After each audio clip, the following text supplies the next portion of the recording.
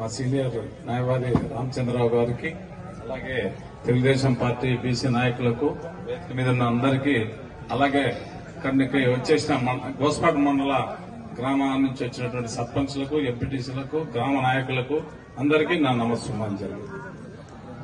Backward class అనేది కాదు, కానీ ఇక్కడ తెలుగుదేశం పార్టీకి బ్యాక్ బోన్ క్లాస్ అంటే తెలుగుదేశం పార్టీకి వెనుకబడిన తరగతి వాళ్ళు, వెన్నెముక లాంటి వాళ్ళు.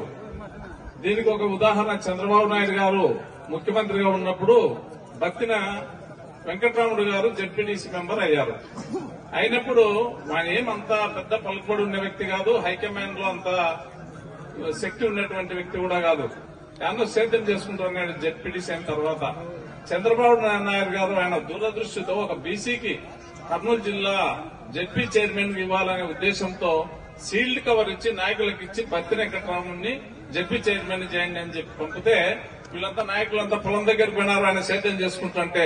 అటువంటి గొప్ప చరిత్ర గలది తెలుగుదేశం పార్టీ.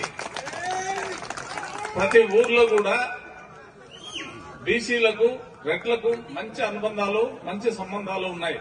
ఎక్కడ చూసినా బోయ క్యాస్ట్ గాని, యాదవ్ క్యాస్ట్ గాని, అన్ని కులాలు గాని, దూదేకులు గాని అందరు కూడా మామ, బావ, చిన్నాయన, పెద్దనాయన అనుకుంటూ తిరుగుతూ ఉంటారు.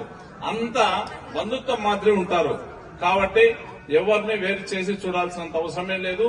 బీసీలు 10 సంవత్సరాలు ఈ పార్టీ అధికారంలో లేకపోయినా బీసీలు అనే వాళ్ళు ఖచ్చితంగా తెలుగుదేశం పార్టీకి అండదండలుగా ఉండి మళ్ళా తెలుగుదేశం పార్టీని గెలిపించినారు. ఎక్కడ కూడా ఓటు బ్యాంక్ చెక్కు చెదరలేదు. అది బీసీల నమ్మకం. బీసీలు ఎవరికి ద్రోహం చేయరు. ఒక పార్టీని నమ్ముకున్నారంటే ఆ పార్టీకే మేలు చేస్తారు, ద్రోహం అయితే చేయరని చెప్పి నా నమ్మకం. కాబట్టి అందరూ కూడా 2024లో వచ్చే ఎలక్షన్ లో అందరూ కలిసికట్టుగా ఉండి మనం మన అభ్యర్థిని గెలిపించుకోవాలని చెప్పేసి ఈ సభాముఖంగా ఇక్కడికి గోస్పాటుకు వచ్చి మాకు ఈ అవకాశాన్ని కల్పించిన అధ్యక్షుల వారికి కృతజ్ఞతలు తెలియజేస్తూ సెలవు తీసుకున్నాం.